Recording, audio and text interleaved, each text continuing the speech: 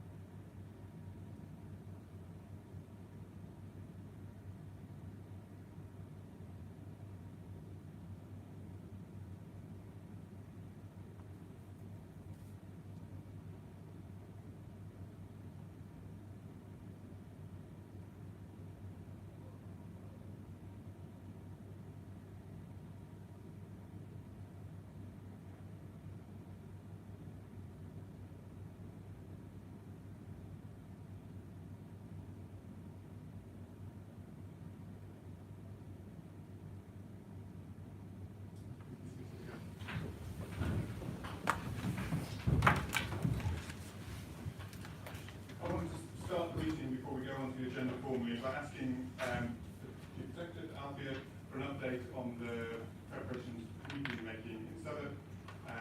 People will know, I'm sure, from the news coverage that we have not just the role that all local authorities have from the proclamation of the new King to providing opportunities for residents to express their condolences, but we will be hosting what's anticipated to be a very long queue for people to pay their respects to the Queen while she lays in rest. A queue that will stretch from Westminster, we don't know exactly how long, but along the South Bank. And I suppose most importantly to say, we will be working very hard to welcome those people who will be coming from across the world to our borough and to make sure they have a positive experience. Department of Media, Culture and Sport are responsible for managing the queue overall, but we will be working very hard to support them. Alfie, can you provide an update on the main things that we will do? Thank you, Leader, and good morning, everyone.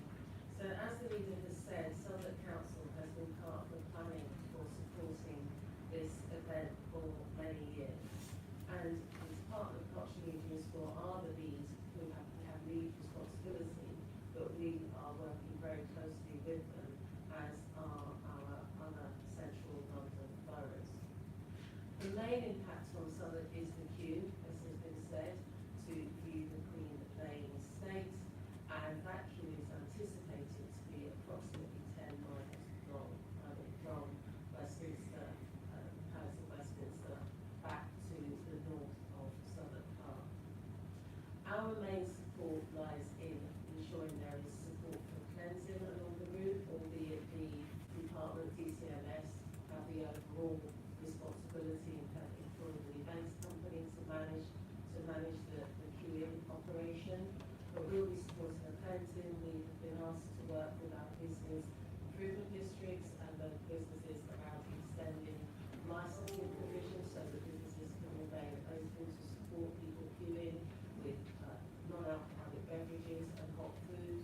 And we are also adding to the support that's coming from the events company by providing volunteers and supporting volunteers to assist. And those aren't just our volunteers, regular volunteers, but we'll also be identifying ways in which others can support the queue, as I'm sure will be the wish of many in Southwark. That said, that will be managed well so that there's not an excessive amount of additional people in what will already be a very busy space over that period. Signage has been begun to be put up along the route, and there will be a number of information points along the route so that those waiting in the queue have some indication of how long they're likely to be queuing for. We'll also be supporting the toilets along the route. As you can imagine, that will become an issue for people who will be queuing. It's likely to be between it's proposed as up to 30 hours, so the average time people are being told they could be queuing is around 23 hours. There are a number of welfare supports in place for people who are queuing, including other support of the St John's Ambulance, other support for clergy, and as I say, our main role in supporting stewards, and thousands of stewards, our main role in supporting stewards will be to offer the use of our additional resources to help to signpost, to speak to people, etc. There is a lot of comms that have been prepared, so just given this is led by the DCMS, some of the comms has had to be embargoed, because now we've had some issues with that, but we're now clear about the comms that are being sent out, and comms have been sent out to neighbouring residents, as well as neighbouring businesses on the arrangement for the queuing. In addition, what we're doing is other we have a number of condolence books opened at our libraries. We also have condolence books here in Tooley Street and at Queen's Road. We have advertised or made public the sites to lay flowers, tribute to flowers that people want to lay, and those will be at Cholmondeley Gardens, Dulwich Park and at Southwark Cathedral. Tooley Street will also offer some support over the queuing days for people who may be at this end of the queue who might want to pop in, not general public, but certainly for other stewards to pop in and use facilities here if need be. I think those are the main points that I wanted to share, just on an operations of staffing for the public holiday. We will be treating, as has been publicised, Monday as a public holiday, and any changes to services will be publicised on the website so that everyone's clear about what will be working and what will be happening and what won't be happening. And from a staffing perspective, we're given the numbers in London, and the sheer numbers in London are expected to increase significantly over the coming days. We will be advising staff that if they don't need to be in London to add to the pressure on the transport network, etc., that where possible, staff should work from home. I think those are the main points that I'd like to raise at this time. Thank you. Can I ask if there are any questions from Cabinet members on the plans? The other important thing to underline is these plans have been developed over many years. As Southwark, we're just one part of that, albeit with a particular and important role. I certainly send our solidarity and support to Westminster, who are hosting most of the arrangements and have a huge job on their hands to support that over the coming days. But in terms of if residents do have any questions, and I suppose particularly residents along the route of the queue, what's the best way for them to find out about the issues? And in anything of this scale, even with the best of planning, there will always be issues that arise that we need to work through. So all of the residents along the route are having a letter dropped to them over the course of today. Our youth advisors are supporting with that, and that letter will include contact details for who and where to contact at the council for any further information, in addition to our normal social media routes, which will be keeping people updated. There is a gov.uk website that has all of the information about the ceremonial plans, etc., and we'll be signposting residents to those too. So there's a contact point in the council if anybody wants to know more or we need to speak with them directly. And of course, we know that some residents will come through their ward councillors and lead members, and that will be directed into the central emergency planning team who are coordinating the Southwark response. Thank you, Althea, and thank you for the work for everyone that's going to be supporting that over the coming days. So I will take us on to the other items on the agenda. First to say we do have one item of urgent business, which is the Marie Curie report.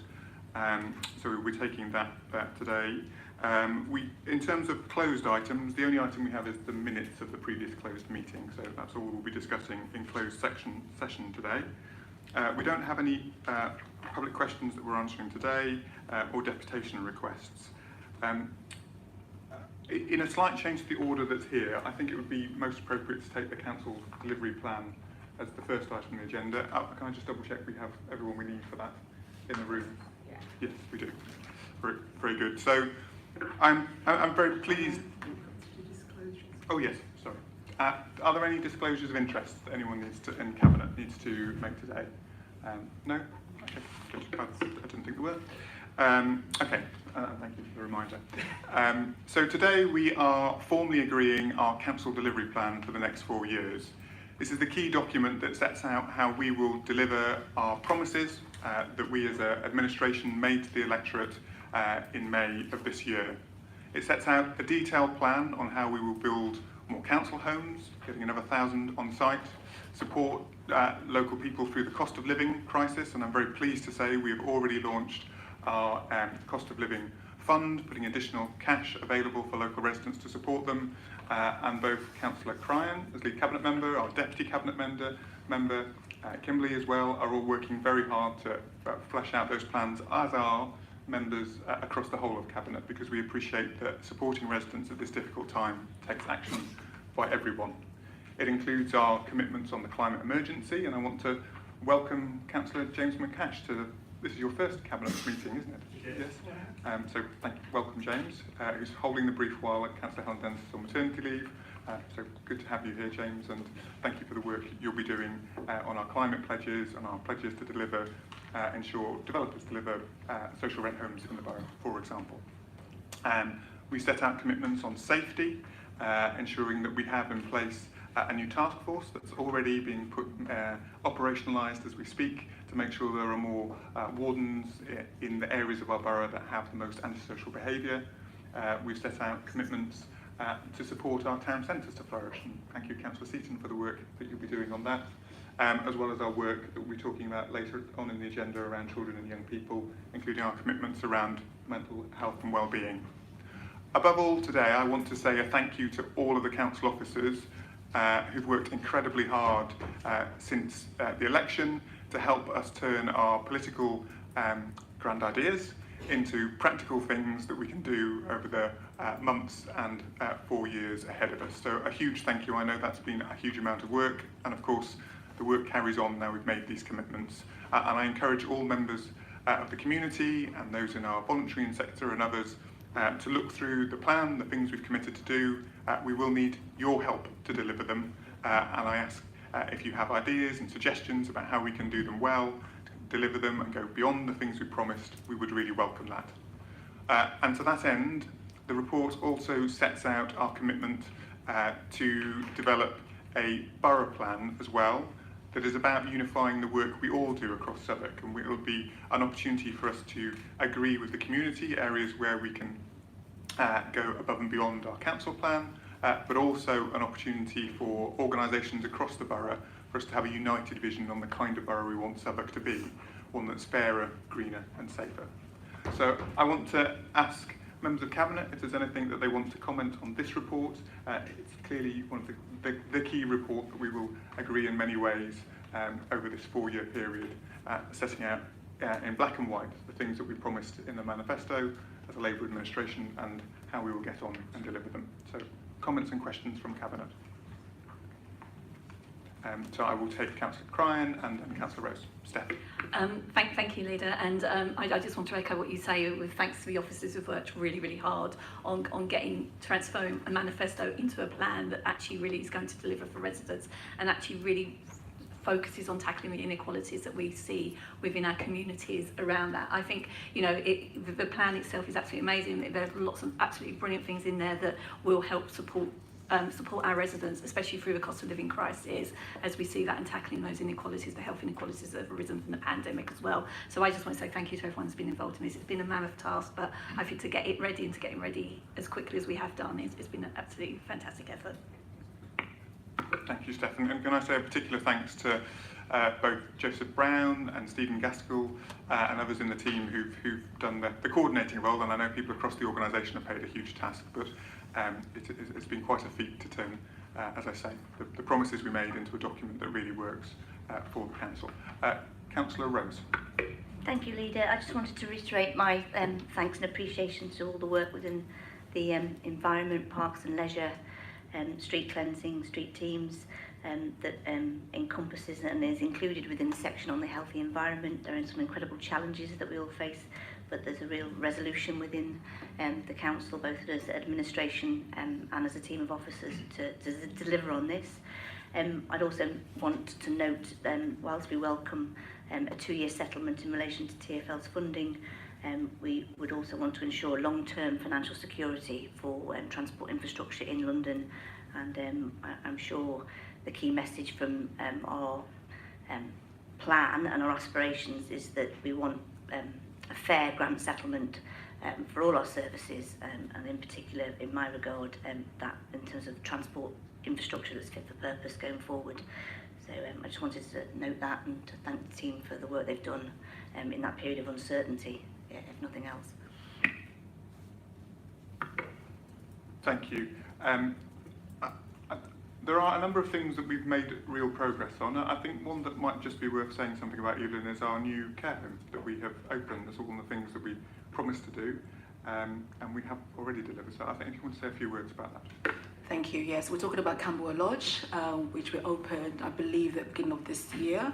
Something that was in our manifesto, I believe, in the last manifesto, and we managed to do it successfully. I'm not sure how many of you have been to visit the place, but it's state of the art, and I think for me it's about making sure that the community, you know, and especially our older community benefits from such excellent homes and services which we have managed to open already.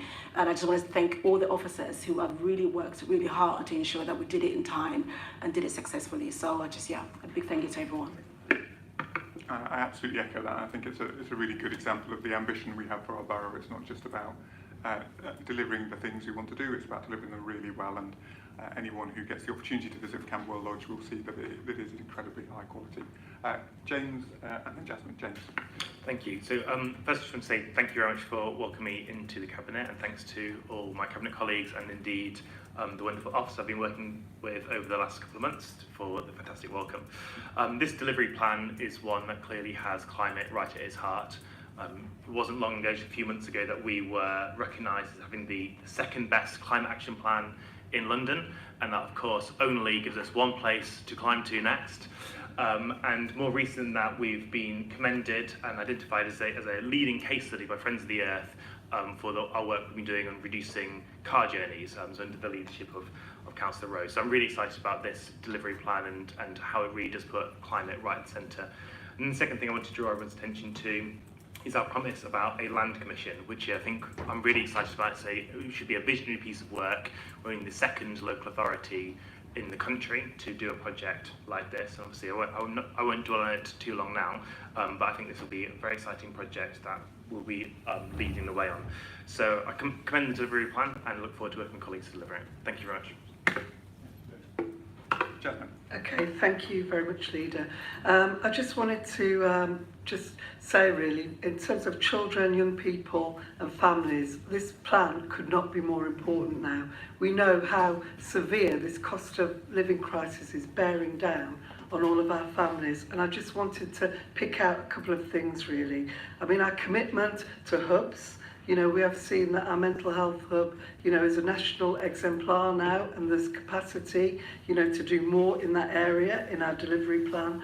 And I've noticed that our free school meals, which we are maintaining, is now, the NEU has decided to campaign and ask government to get all local authorities to provide that. So that is really excellent. And just two more little points, but not that little, but the last Cabinet, we hit the ground running, didn't we, in our commitment to education, and that we managed to agree, the Charter for Education Inclusion. So, that really hit the headlines. And I noticed that Bristol and other local authorities are now coming behind, and they are, wanting to do the same thing. But last not least, I just wanted to say something about, and definitely not least, our young people really. I mean, there is scope in our delivery plan to do, much more than what we're already doing. And, watch this space really. The Leader and I are already in discussions on how we can, shape that through the delivery plan and beyond. So thank you.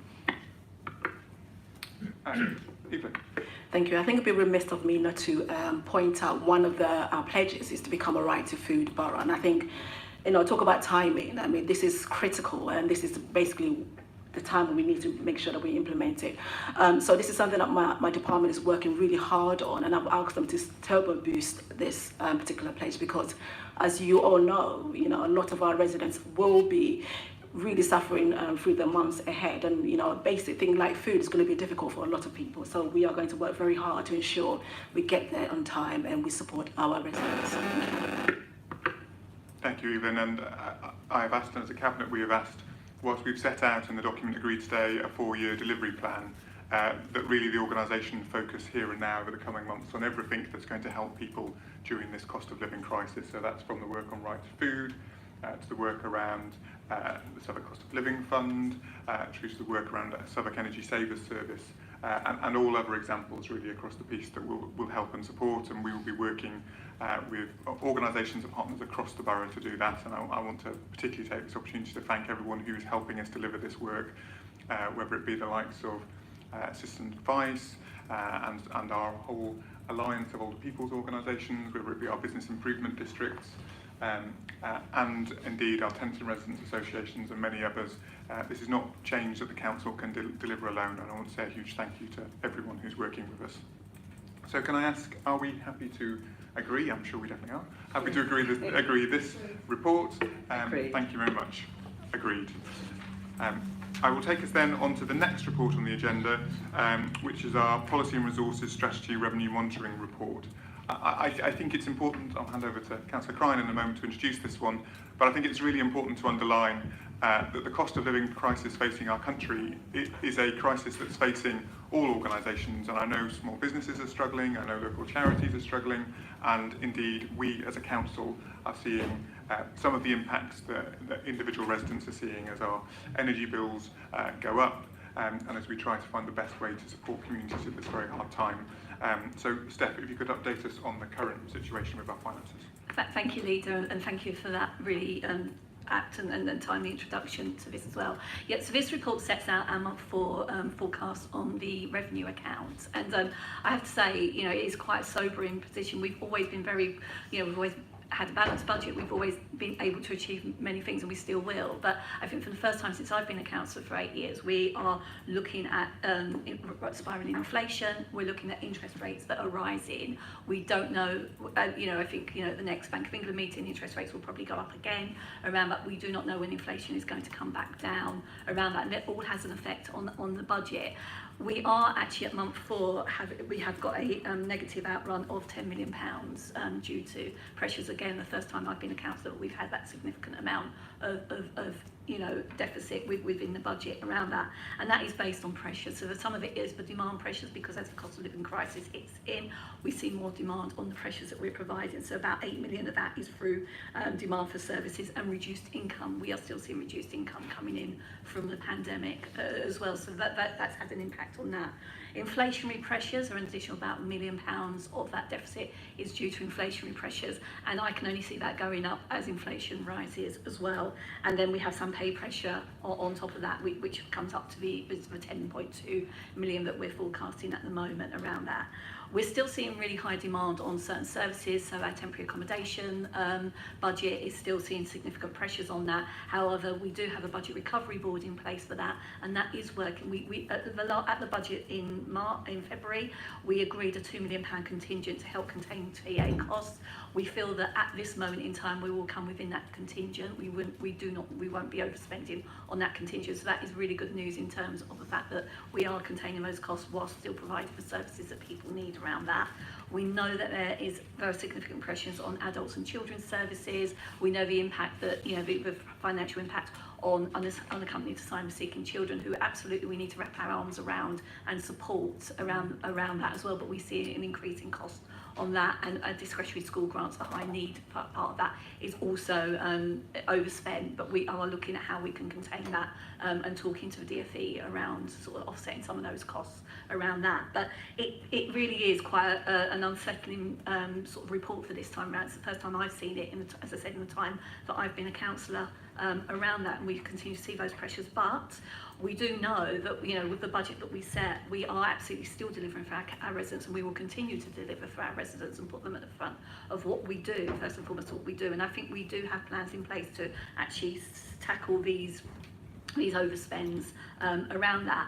But there is a worry, as Kieran, as you said, you know, we are hit by the cost of living crisis with our commitments, and we've had a bit of a period of inertia, haven't we, from the central government, and there's no reassurance that when we get the funding settlement in December, and if there will be any inflationary costs sort of uplifted within that, the chances are there won't be. So therefore we'll be looking at a funding settlement which doesn't take into account inflation, and again we need to look at what that does. So we're keeping a close eye on the budget pressures.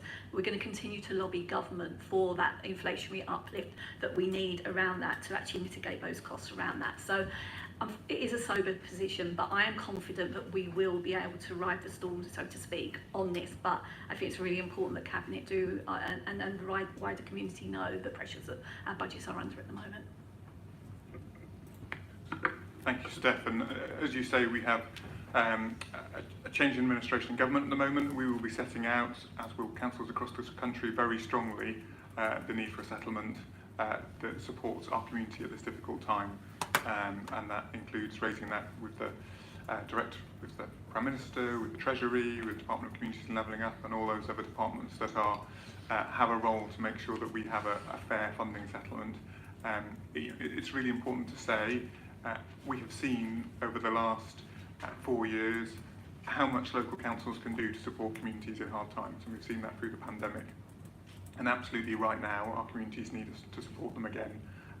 It's good to see a government acting to provide some support to people, but investing in local government services is absolutely fundamental to getting people the support they need, particularly those who are going to struggle most over the next period. And so I hope that you're wrong, Steph. I hope that we see a settlement that actually supports councils to deliver for our communities, because that's what we'll do with the money that we have. Are there any questions on this report? No? If not, can we agree the recommendations in the report then, please, on page 11, and there are 8 recommendations there. We happy to agree those? Agreed. Can we also agree the minutes of the last meeting? Yeah, agreed. Our cabinet. Okay, let's go on then to the next report, which is the capital monitoring report, which is item 9. And Steph, again, would you like to introduce this? Yeah, of course. Yeah. So our capital programme, we've always had a very ambitious capital programme. We use our capital programme to deliver real tangible benefits for our residents around that. And I think all of us are very proud of what we have delivered for our capital programme, and will continue to do so, despite the ongoing financial pressures that I've mentioned in the previous report around that.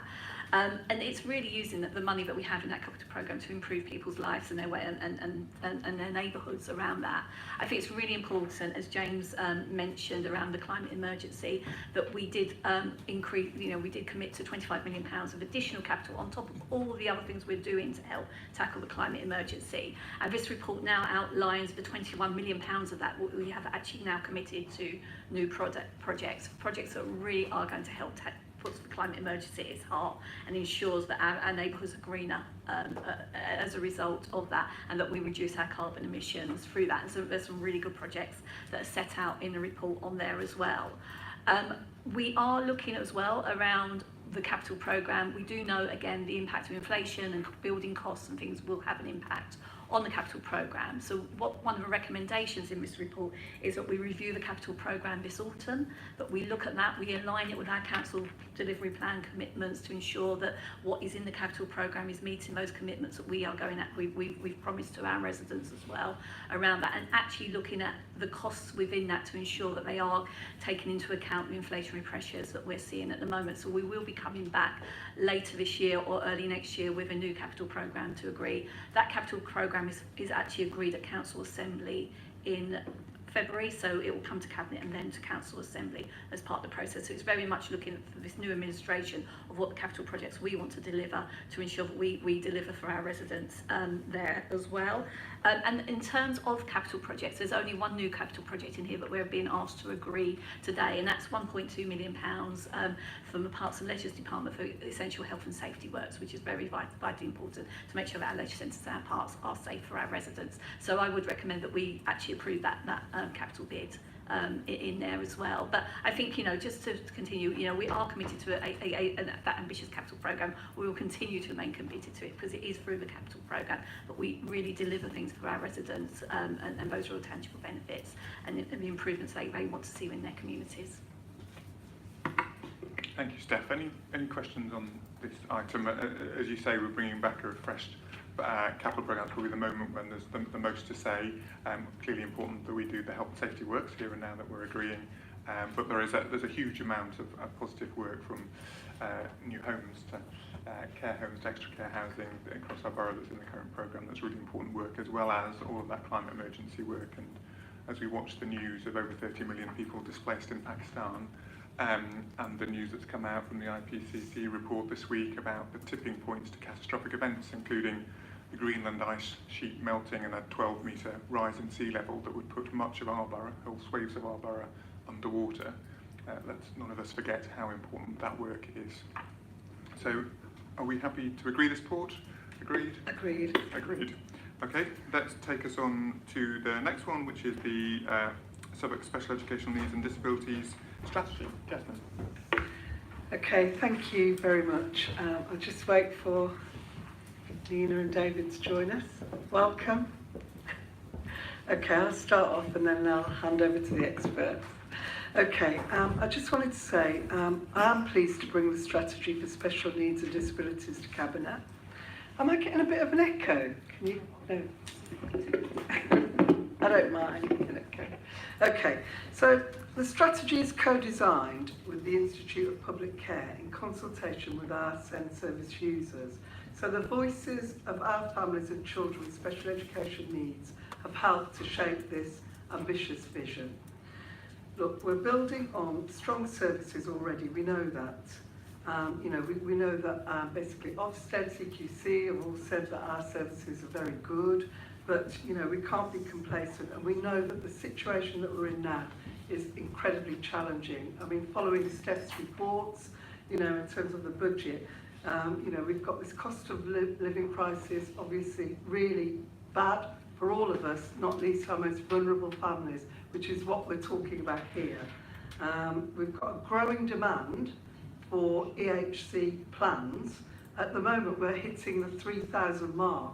So that, is obviously a big issue. And then on top of it all, we've got, we're working, how to put this diplomatically, we're working with the DFE, the Department for Education, on their approach, which is safety valve, to make sure that we're not the only local authority, there are others in a similar position that have to basically balance the special education needs budget really. So obviously, you can imagine it, you've got the cost of living crisis, you've got the budget issues, and you've got an increase in demand, and you've got an already very good service that you want to maintain. Anyway, nevertheless, we are committed to strengthening our commitments and maximising positive outcomes. So in the strategy, you can see that how are we doing this? We have got 4 priority areas which have been tested with the people that use our services. Improving provision for complex multiple needs like autism. Priority 2, provision of more timely, highly quality identification and provision. Priority 3, the development of greater confidence and skills in competencies across all settings.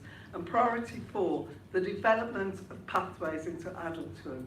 I mean, I could not, I think that in a way I've road tested this, and I think that this is a very important priority because we know that we have set up a number of schools, at primary, at secondary, and we have got colleges now, to really support our, children as they grow into adulthood. But, too many people tell us that actually when you get to that, you come out of that supported provision, that you can fall off the edge of a cliff. So really we need to have joint working to make sure that we have a cross-council response. I can see, employment people in the audience, we're totally reliant on you to make sure that we can have a quality offer.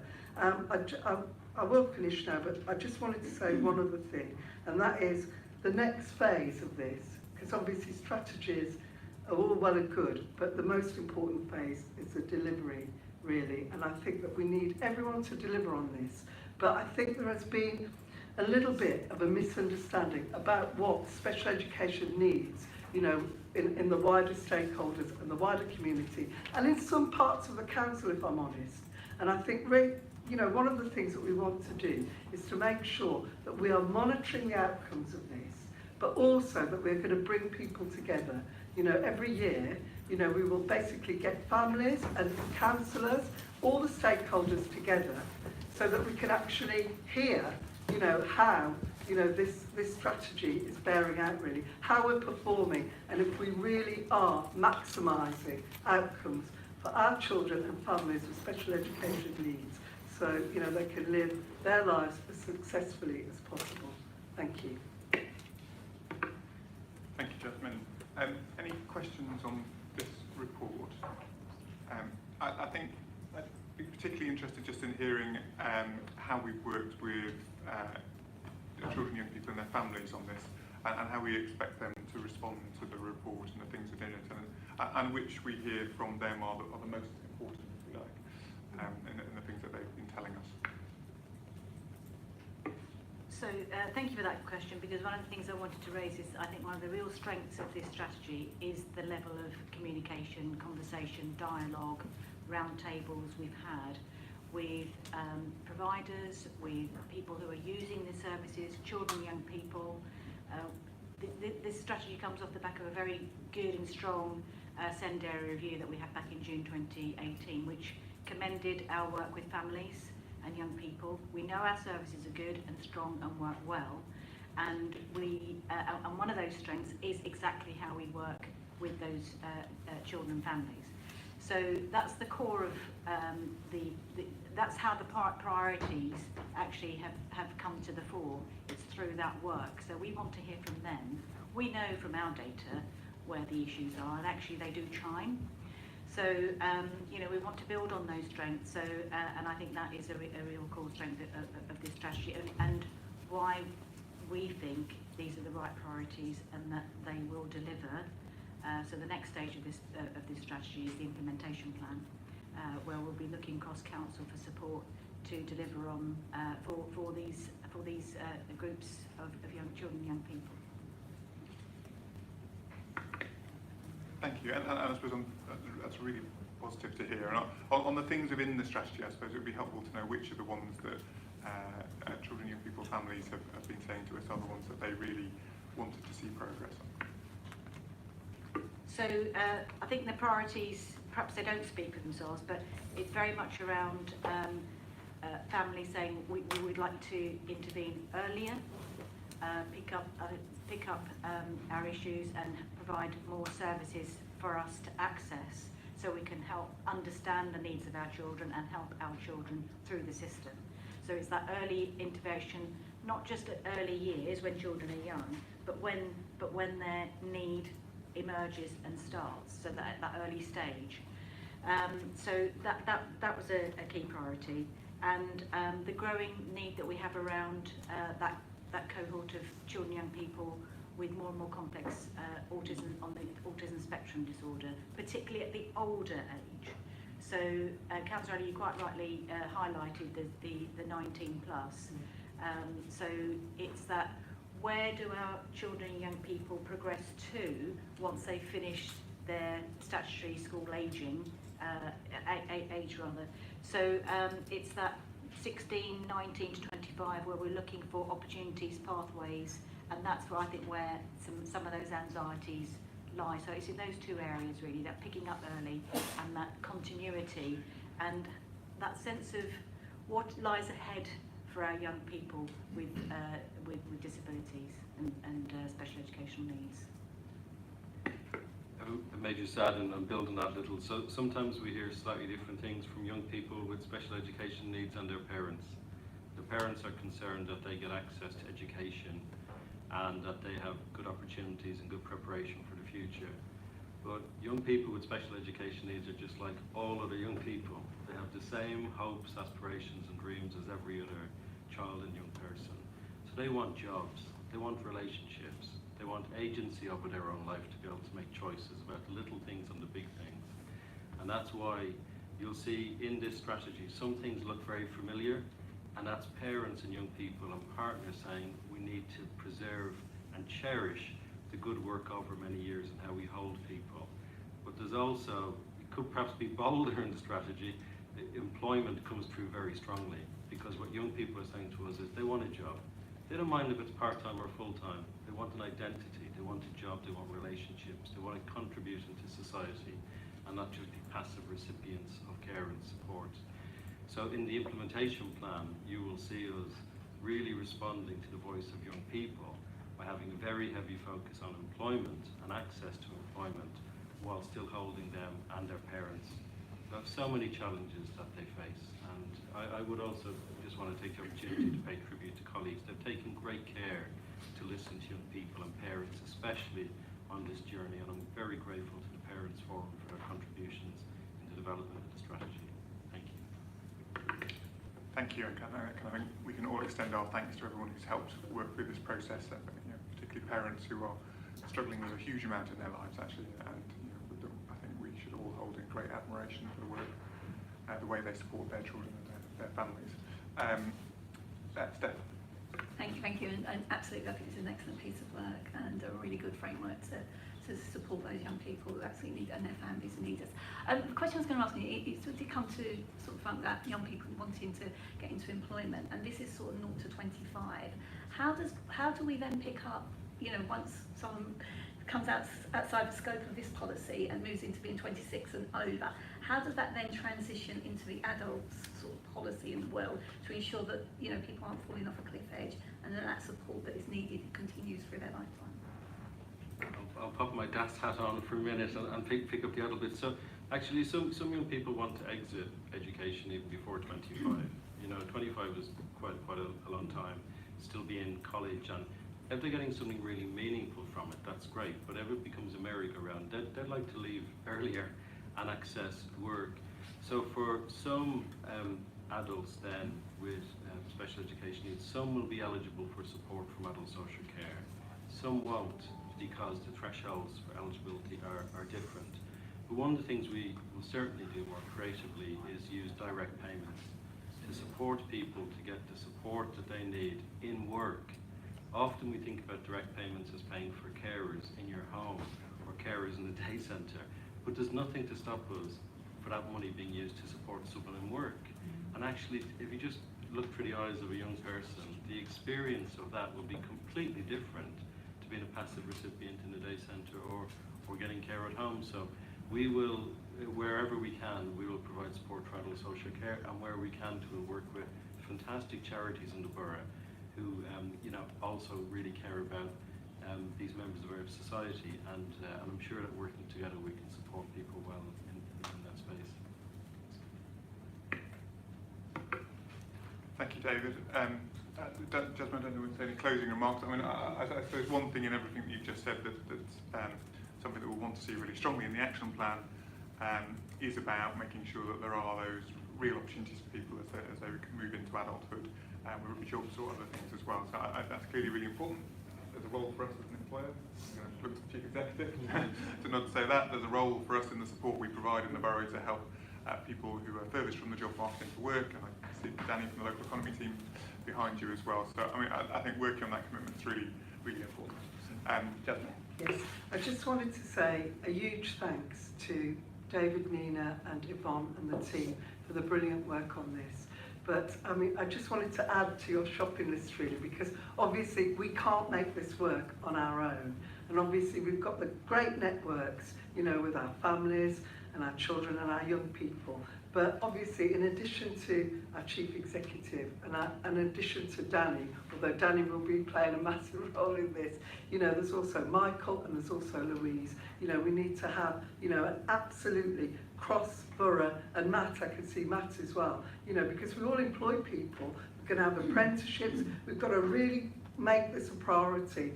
And, you know, we've got everything to win because we're really good at apprenticeships. We do all of these things. So, you know, we can just widen now, and really, in a year's time, we can basically measure and see where we've been and really improve lives. Because the opposite of this, you know, when the chips are down and you've got this cost of living crisis and everyone's scrapping for money, the worst is that the most vulnerable people end up in day centres.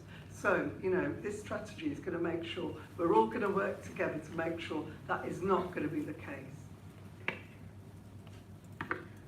Thank you, Jasmine. And so thank you very much for all the work report. We look forward to seeing the action plan, which is obviously the next important step. Are we happy to agree the strategy? Agreed? Agreed? Agreed. Thank you very much. So I'm going to move this further down the agenda now to the next important report, which is on Marie Curie House. And I'm going to invite up officers to introduce this one. And Darren, you'll want to say a few words. I think importantly to say, this report covers a number of things, but a few months ago we discovered some work that needed to be done to make Marie Curie safe for residents. I want to thank officers for all the work they did to make Marie Curie safe for residents, including putting in a waiting watch and other things. But clearly what came out of that, and as the report details, is that historically work to make the block safe hadn't happened in the way that we had expected and wanted. So we as a Cabinet asked for an independent investigation into that, and we have that investigation back now. So Darren, if you want to talk through the findings of that and the key parts of the report. Yes, thank you for that. First of all, before I go on, I just want to actually apologise to the residents of Sow Gardens and Marie Curie for the disruption and anxiety they have had to go through over the past couple of years or so whilst this report was looked at and etc. We fully accept what the Franklin report has said. We fully accept their recommendations and we will be implementing them and allow the officers to go through what we have already done to date and implementing those in place. It's clear that there were mistakes made and it's clear that things should have been done better at the time. I cannot go back. I have not got a time machine. I wish I did. But I am confident that the team we've got in place now under the officer leadership of Michael are taking fire safety and building safety at the top. So I will just leave the officers go through their recommendations, and identify where their departments are taking the lead on this. Michael? Thank you very much. I also extend my apology and also gratitude and thanks to all of the residents, the Tenant Resident Association, Chair and Secretary, officers, the LFB who we work very closely with on this, a lot of work from local ward councils and indeed from our local MP Harriet Harman, who's been very much involved in this. So my thanks to all of them, but particularly I want to say how we never forget, and I never forget, that we're talking about people's homes, and the one thing that you need to have in life is security in your home, safety in your home. So that's in the forefront, I know, of all of our minds. We work very closely with the LFB when officers here in my department realised there was a problem. We called in the LFB, quite rightly, immediately agreed with the LFB what we had to do on that day, I think within the hour, to make sure that people were safe. I'm pleased that we responded in that way, but in no way does that make up for what's happened and what didn't happen going back to previous years. The report that we have had done for us, that was asked for by the leader and by the cabinet, is a thorough report. It looks very closely at what happened at the time, what lessons were learnt, and what we didn't do, and it's frank in saying that, and we have accepted all of those recommendations. Really importantly, it sets out what we propose to do and what we've already started doing, and colleagues will go into that in a bit more depth, to make sure that the building is safe as possible, and meets all current and indeed even some of the anticipated safety regulations that will apply to this building. And also I just want to also add that, as well as responding to all of the recommendations that are in the report relating to Marie Curie House, we also asked the Franklin investigator to look at what recommendations we could have that would learn from this for the whole of our estate, and there are a number of recommendations that relate to the broader fire safety across all of our buildings. Again, we've responded to those, and we have our plans and indeed action already taken on many of those points. So that's my introduction. Thank you, colleagues, and I'm sure we will want to answer any questions that you have. Thank you. Thank you. I suppose the first thing that would be helpful to understand is the key nature of the findings from the independent report, and clearly they're set out in detail here. But I think it would be helpful if you could talk us through the ones that are the most important ones that we as an organisation need to learn from, and I'll come back to the action that we're taking following that. Thank you, Chair. Fundamentally, as Michael has highlighted, there are 7 recommendations that relate directly to Marie Curie itself, and then there's 11 recommendations that relate to those that are more sort of council-wide. A lot of the learning and the core of that detail and that information comes from a number of things that are going on. So we've got the ongoing Grenfell inquiry, we've got ongoing changes to building safety bill that's been introduced this year, the fire safety order that's been changed as well. So there's sort of linked to those to bring this bang up to speed to where we are in the current regulatory sort of format. So we've gone through each of those recommendations, and in the report we've given a sort of positional statement about where we are, and equally a statement that talks about where we're going in the future with those recommendations. We are going through that and have talked to the residents on a number of occasions, the TRA and the rest of the residents down there, to talk them through what that process is going to be. We've also started to look at, broadening out that message, if you like, to more resident engagement. It's, we're fully aware this isn't just about, being safe in the homes. It's about our residents feeling safe in the homes, and that's such a fundamental difference to where we've been, I think, in the past. This report will no doubt, for many of our residents, cause anxiety because they'll want reassurance about their particular building where they're living, and that message is really clear, and that's why we were really clear, as Michael said, to set out about a broader brief, really, not just something that was designed for Marie Curie, and that's something we're working really hard on.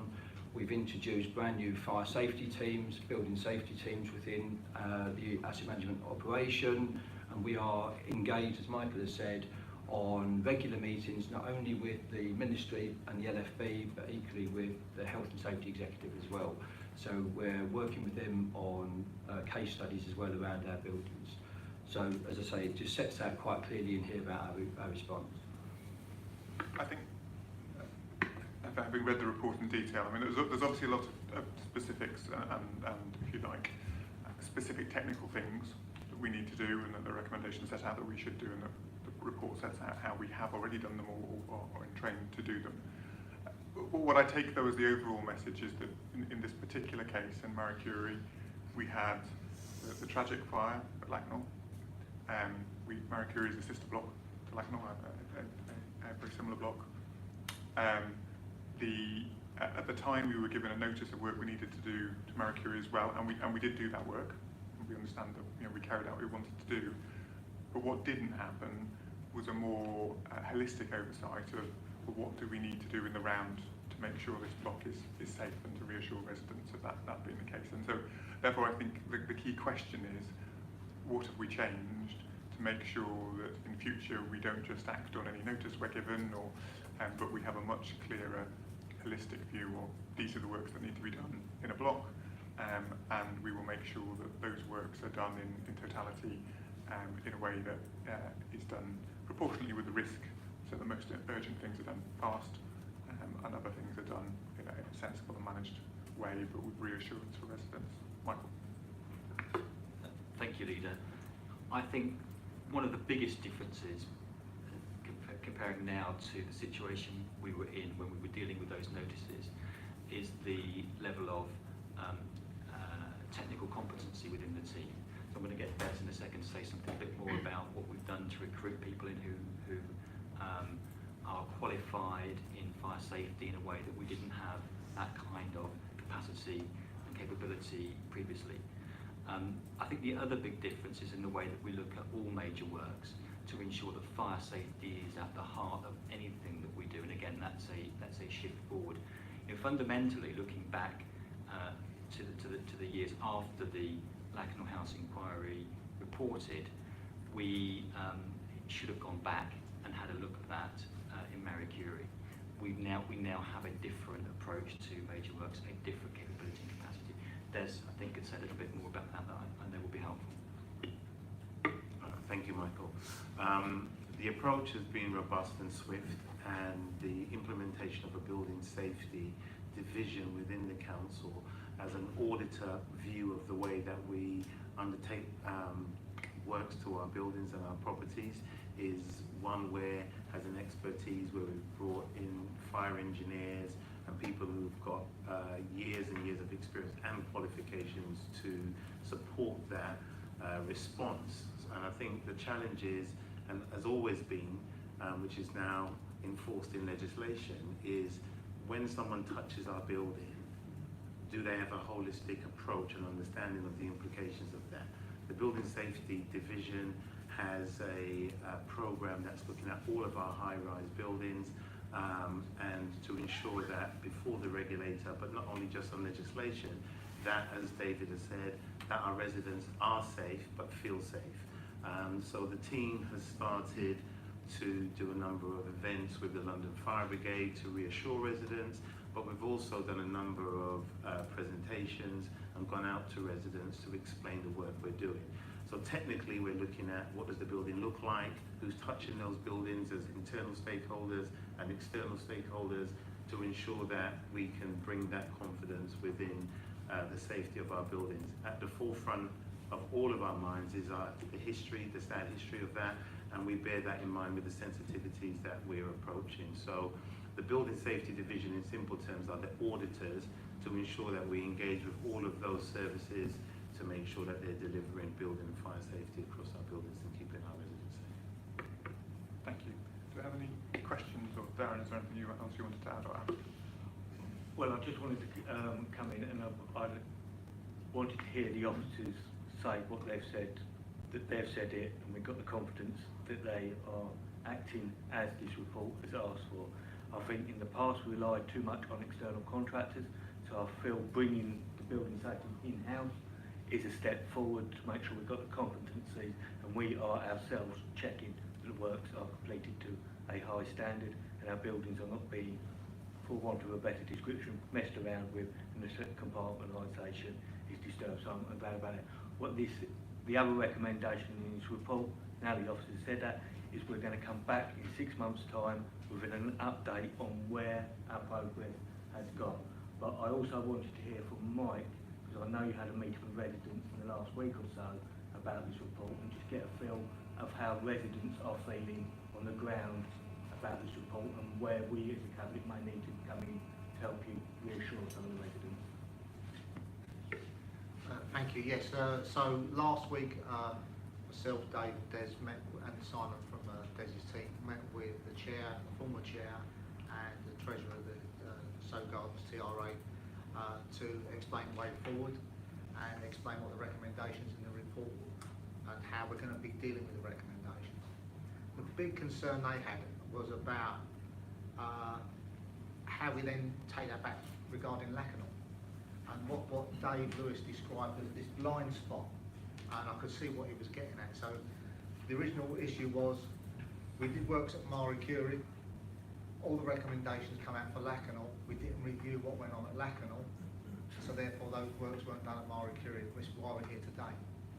Now we've got this report, what we wanted to make sure was anything in this report that we're applying to Marie Curie, can we double check we don't need to do that at Lacanau, so we weren't in the same situation in 5 years later. So the report, the draft was amended so that at the end of the recommendations, you see on number 5 now, that what we're going to do is when we come back in March, we're also going to report back to you exactly what we're taking at Lacanau as well, just to make sure that blind spot, as Dave described, is not addressed.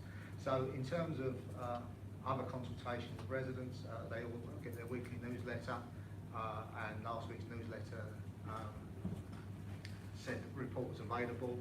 It issued the apology that we said we were going to issue to residents, and made clear that if any resident wanted a hard copy of it, that they just ring up the team, obviously the library team, they're available 24/7, and that we would get the copy out. So there was a request last night at 10 o'clock that went through someone's door, because last night Des went to the Gardens, not Gardens, TRA, to the Marie Curie Resident Project Group, and went through the recommendations just as he's done with yourself, to give the confidence and the assurance to residents that the new approach on building safety is the way that Des has just described to yourselves.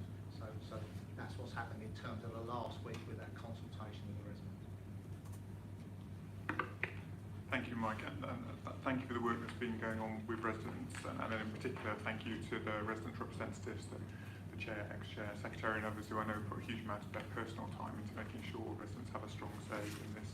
Clearly, that lesson of ensuring that whenever we do identify issues of concern, we think not just about the building we're looking at, but the implications for sister blocks and all other buildings is a really important one, and I know that is something that's absolutely been built into the way we approach things now, and we would be good to see updates, absolutely, when we have our report back in 6 months on how that's been applied in this case.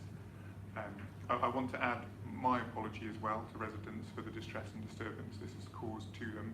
I know it has been a upheaval in people's lives, and a source of much worry for people, quite understandably. I would feel the same. So we as a Cabinet as a whole send our apology to every resident in the block, blocks. I also just want to pass on again my thanks to the local representatives who worked very hard to represent people, also our ward councillors, as well as Harry Hartman as the local MP. Are there any other questions on this report that people want to ask? No. Well, in that case, we look forward to seeing the update in 6 months' time and seeing substantial progress on all of the recommendations at that point. I know Darren will be keeping a very close eye on progress between now and then as well. Darren, I think last words you wanted to say?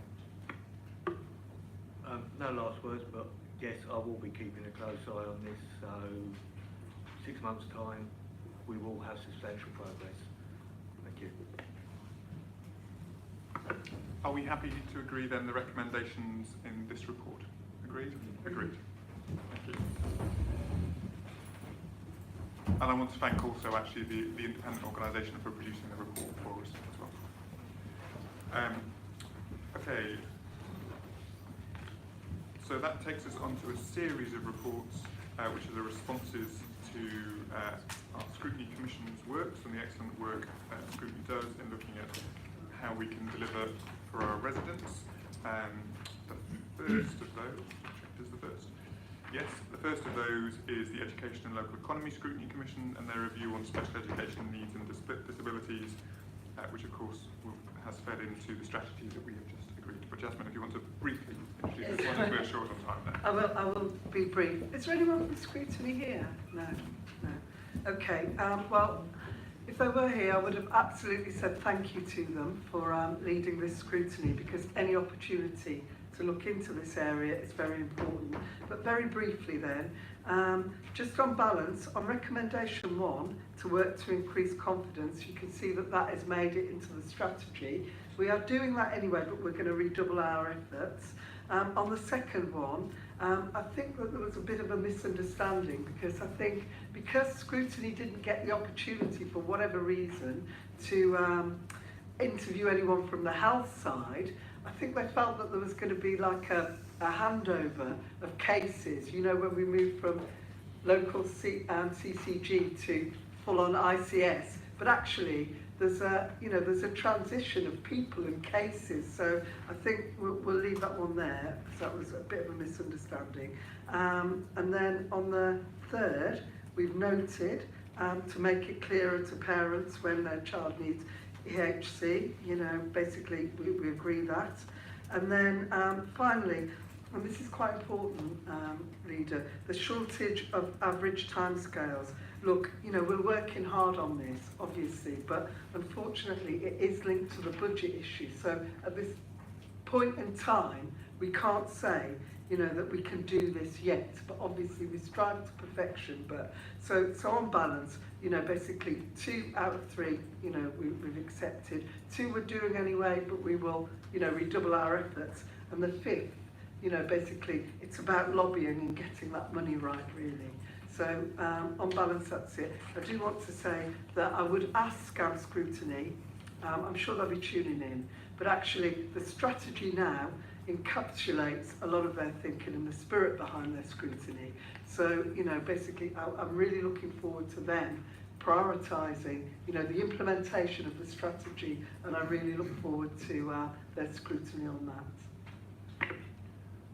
Thank you, Jasmine, and of course thank you to the work of the Commission, which is, I know has been informed the strategy and will inform the action plan as well. Any questions on this report? No? In that case, are we happy to agree the recommendations? Agreed? Thank you. Thank you. Thanks, Nina. We'll go on to the next report then, which is the response of the Southwark Housing and Community Engagement Scrutiny Commission on Southwark Construction Consultation Strategy Response.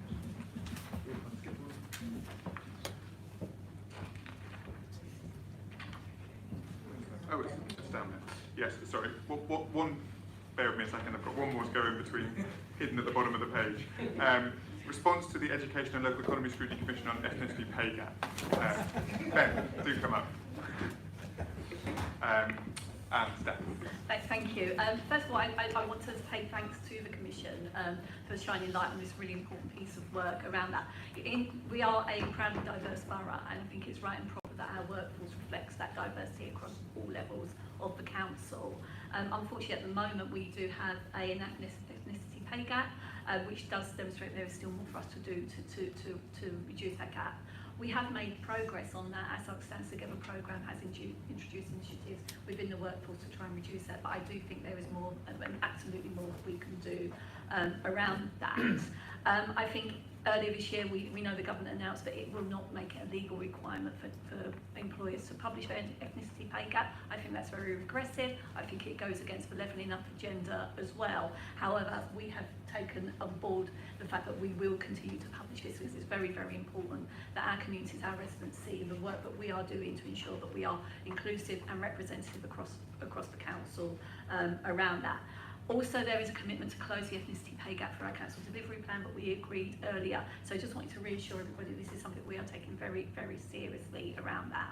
There was just one recommendation in this report. At the time that this report, the Scrutiny Commission looked at this issue, the actual ethnicity pay gap sat within two different portfolios. It sat with former Councillor Lurie, former portfolio as part of the workforce, but also with Councillor MacDonald as part of Stands Together. And the recommendation of the Commission was that one person would look at that. They had recommended it was the leader, but under the new portfolios, actually I have responsibilities for both workforce and Southwark Stands Together. So therefore, it is now under one ownership, and I do report to Kieran as leader through the council delivery plan as well. So we absolutely are going to accept that recommendation, albeit with a different person sort of leading on that as well. But it is such an important, it was a very important piece of work that the Commission did, and I absolutely take it on board and proud to actually lead on this. Thank you, Steph. Ben, is there anything you'd like to add at this point, or I do have at least one question. Yep. I mean, really just to add very briefly, obviously the report itself is about political accountability. Sorry, Ben, do introduce yourself. Well, welcome to the council, by the way. You've only just joined us. Thank you very much. I was about to say good morning, good afternoon everyone. I'm Ben Plant, I'm the Interim Director of HR at the Council.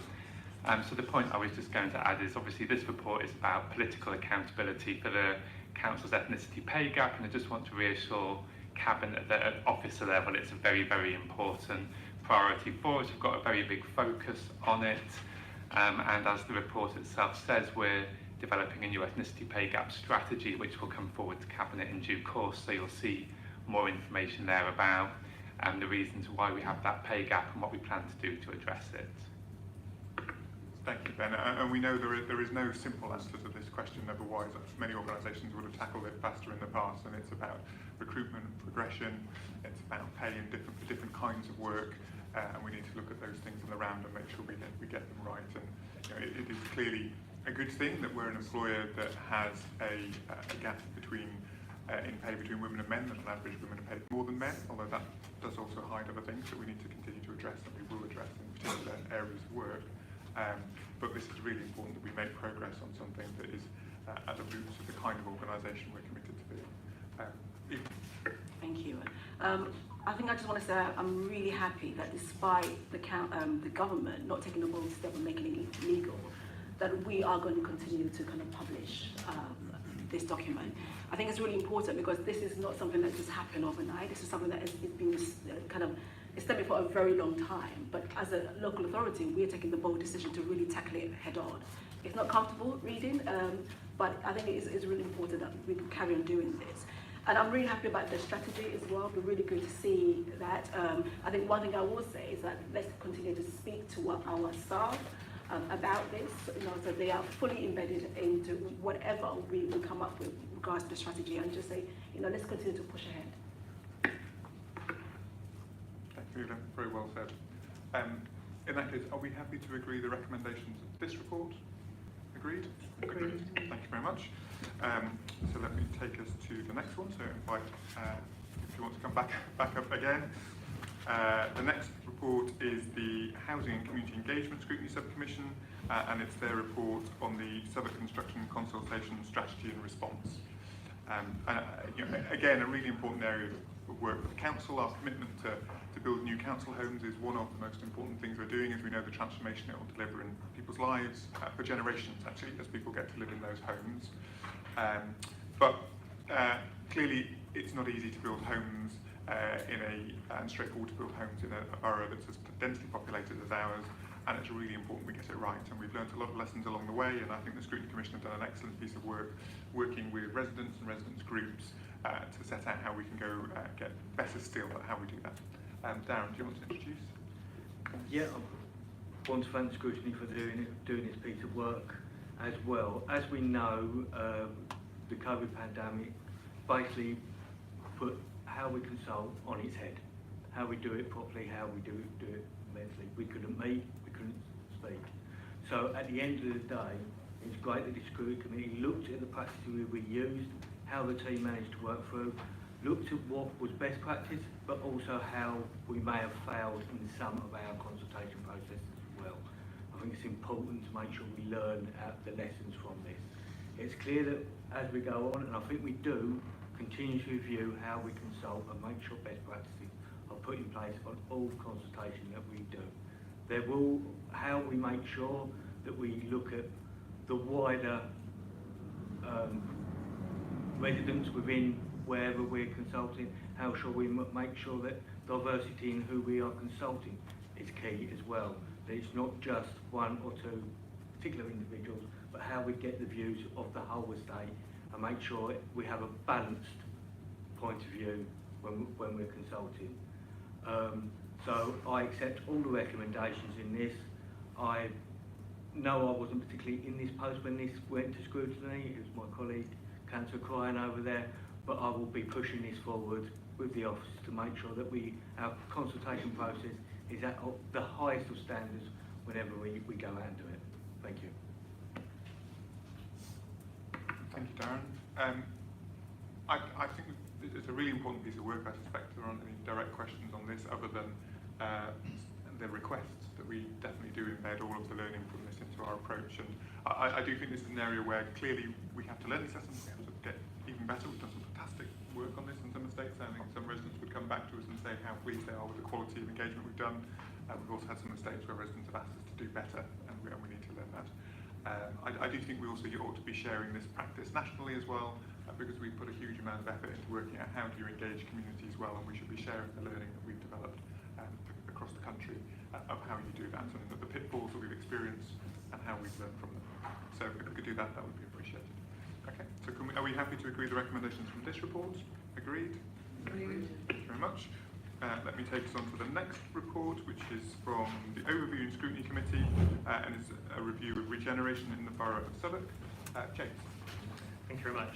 So, first of all, just thanks to the Overview and Scrutiny Committee for their work on this report. Of course, regeneration is an important area in all local authorities, possibly nowhere more than Southwark, where so much is going on.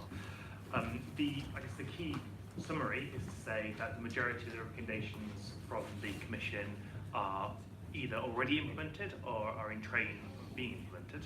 And I want to draw attention to three specific areas: around people, around place, and around policy. So on people, the Scrutiny Commission recommended that we build on the work of our friends in Lambeth on their consultation, their community consultation framework, and that's what we're doing. We're implementing a development consultation framework which requires evidence of consultation as a requirement of validation of any big applications. This ensures that regeneration is done with our communities and not to them. Second, on place, the Scrutiny Commission, the Overview and Scrutiny recommended we continue our work on town centre-based regeneration plans. We are looking to do that for our main town centres of Bermondsey, Borough, Camberwell, Dulwich, Peckham, Rotherhithe and Walworth, starting with a Peckham Town Centre plan. I know that Council Seaton has lots of exciting ideas for that as well. And then thirdly, on policy, around affordable housing in particular. So the Overview and Scrutiny recommended that we aim for 50% affordable housing, and that is indeed what we're doing as a strategic goal across the borough. We are a leading local authority in the delivery of affordable housing. There are very few in the country anywhere close to what we're doing. And in part, of course, that's through our direct delivery plan under Councillor Merrill's leadership, but in part it is through the planning process as well. So we're going to continue to do that, push for that 50%. So yeah, to summarise, the majority of those recommendations have been accepted. They're either happening or they will be happening soon. And we've got a particular emphasis on those three areas, which are so important about people, place and policy. Thank you. Steve, is there anything you want to add? Anything you want to add? No. Well, in that case, I mean, it's a very thorough report. I think it's a really important read, and I'm sure you have read it, but I'd encourage others in your team to read through it, because there's a lot of deep nuance in the detail, actually, of the things we can learn, celebrating some of the successes of the work we've done, as well as the things we can do. So thank you to all the work of Overview and Scrutiny on this, and I look forward to seeing us learn those lessons and continue to work collaboratively with our residents to get the right kind of development in our borough that really delivers for people locally and where they feel they've had a really powerful say in what happens in their neighbourhoods. So thank you. Do we agree with the recommendations in this report? Can I just thank Steve and John and all the others for their work as well? Please do. Thank you. Take us to the next report, which is from the Education and Local Economy Scrutiny Commission on procurement, accessibility and social value, and that's Steph, if you would like to very briefly introduce. I would, thank you, and again I would like to thank the Scrutiny Commission for the work they've done on this.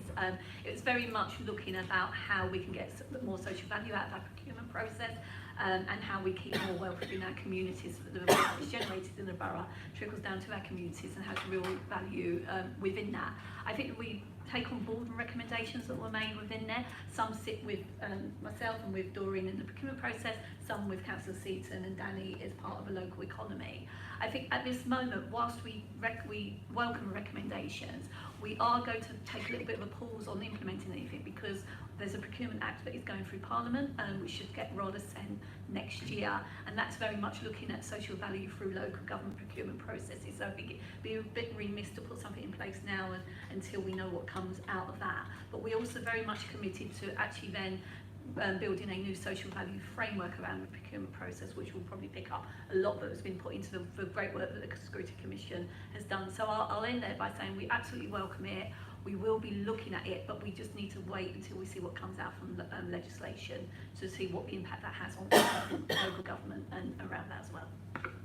Thank you, Steph. I guess my ask would be that makes complete sense, but can we make sure we're ready to go as soon as we know what the answers are out of that legislation? Obviously, we don't want to do anything that might be turned upside down by what the government does a few days later, but if we could make sure we're ready to go as soon as that's the case. Thanks, Doreen. Fantastic. Thank you very much. So are we happy to agree the recommendations in this report? Agreed. Thank you very much. So the next one is the response to the Education and Local Economy Scrutiny Commission's work on Town Centre Action Plans and Southwark Pioneers Fund. Martin, do you want to say a few words? Thank you, Leader. And first of all, I do want to thank the Education and Local Economy Commission for their work in contributing to this report. Quite simply, of course, the Southwark Pioneers Fund would, of course, initiated. There we go. Yep, I've got it. Was of course started in the previous administration, of course interrupted as a result of the pandemic, and of course subsequently, of course, we're now in the a situation in which we have both the economy and a cash crisis in which we're all suffering. This report really gives an opportunity for us to look at the approach taken to launch the Pioneers Funds. Its purpose, of course, and we just want to reiterate the policy context. Its purpose is, of course, one, to support local residents in those who aspire to start up enterprises. There's a growth fund, of course, that it's really to support those at a later stage and to focus on growth. The green program, really important green program to reduce carbon emission and support enterprises in decarbonising their activities. And of course, the last element, of course, is made up of the social and community program to support really those social businesses, to support those social businesses, particularly those people with protected characteristics, those ethnic minorities, members of the black community and those with disabilities into enterprise. And I commend this report, and I want to thank the team for compiling this report. It is one that I'm convinced will provide an economic driver for Southwark in the future. Thank you. Thank you. That's a really helpful overview, and again, a thank you to the committee for all the work they did in doing it and helping us shape really positive policies going forward. So thank you. Are we happy to agree the recommendations in that one? Agreed. On to the next report from Scrutiny. So this one is from the Housing and Community Engagement Scrutiny Commission, is on licensing in the private rented sector. Dora, would you like to introduce that? Thank you, Leader. Yes, so as everyone will know in this room, it's this council's aim, commitment, objective to improve the lives of all of our residents in various different ways, but especially people who live in private rented accommodation. So this report by the Commission is well timed, and it's welcomed, and we've agreed the recommendations, and we're working towards it. It's going to be done in 2 phases, and I just want to say that thank you to the officers, because I've had meetings with them, and it's been very, very, I've been very, very impressed by the work that they've done actually. We have phase 2, which is the important bit coming up, which we have to go to the Secretary of State about. But I will leave Emma to talk about that and hand over to Emma now. Thank you. So I'm Emma Trott, and I manage the private rented sector housing enforcement service. Scrutiny put forward 5 recommendations regarding licensing, and I'm just going to briefly go over what the recommended responses were. So they were concerned that as we're short on time, please take the recommendations as read. We haven't read them and they're published. So absolutely. Is there anything specific that you wanted to highlight? But otherwise, no. Thank you very much. I did, however, want to say I was sent last week a link on rogue landlords looking at the stats, which compiles a list of local authorities across the country and how they've done in taking criminal prosecutions against the minority of landlords who are behaving poorly. As far as this is concerned, at least, Southwark is at the top with 131, above Hull 123, Birmingham, who have got a population of 3 or 4 times of ours, the 106. So a huge congratulations and thank you to the team for doing sterling work. And I know as a council we wish we had more resources to do this kind of work again for the small minority of landlords who behave badly, but to be at the top of the league table nationally is an incredible achievement. So our thanks to you. Are we happy to agree the recommendations in this report? Agreed. Agreed. Thank you very much. The last of the scrutiny reports, sorry, no, that is the last of the scrutiny reports. The next one is a report from James on an authorisation to write off some unrecoverable expenditure. James, would you like to explain that for us? Great, sure thing. So this is regarding unnecessary expenditure regarding a dangerous structure was work undertaken back in 2013. So obviously 2013, that predates when I think most of us here were in the council, never mind in the cabinet, and is an entirely different set of senior officers in role as well. Essentially, we took action to deal with the dangerous structure, and that is of course good, but we ended up spending more money than we needed to in the process of that, essentially by leaving things there for longer than needed. So that's clearly not an example of the council spending money as though it was from our own pockets, so we have to take responsibility for that, despite, let's say, it being a completely different set of people at the time. The action was taken on Christmas Eve, which I think in part explains why maybe the processes weren't quite as tight as they could have been. Nonetheless, we've looked into it and the process have been tightened, so this should not happen again. However, this expenditure is sadly unrecoverable, so we're asking Cabinet to write off that expenditure because we will not be able to recover it in the future. Thank you. Thank you, James. I mean, everything you said is very understandable, but I do want to ask the question, what have we put in place to make sure that we don't do this again in future and that we have the mechanism in place to ensure that prompt action is taken in this kind of a case? More monitoring on spending money. Monitoring to make sure that where money's spent or where there's contracts with providers that we know, so that we can make sure that that's being followed. That's the main thing. Training of all staff to make sure they know the processes, but much more regular monitoring. very clear when expenditure takes place and when contractors are doing work. Thank you. Was there something you wanted to say? No. Okay, but really important that we have done that. This is obviously not a decision we would want to be making, but we do need to make it, so let's agree this recommendation. Agreed? Agreed. And then let's go on to what I think is now the final report, which is motions from Council Assembly. So here we will have attached a list of motions from Council Assembly. I just want to remind all all members of Cabinet that in this list there is probably something for everybody that you should be doing. It's following up from Council Assembly, so please make sure, if you have not already, that you deliver on the things we committed to do as a council. That being the case, are we happy to agree this recommendation? Agreed? Agreed. Thank you very much. And that ends the open session of today's Southwark Council Cabinet. As I said at the beginning of the meeting, we do have a closed session now, but that's only to agree the minutes of the previous closed session. So we will turn off the video link.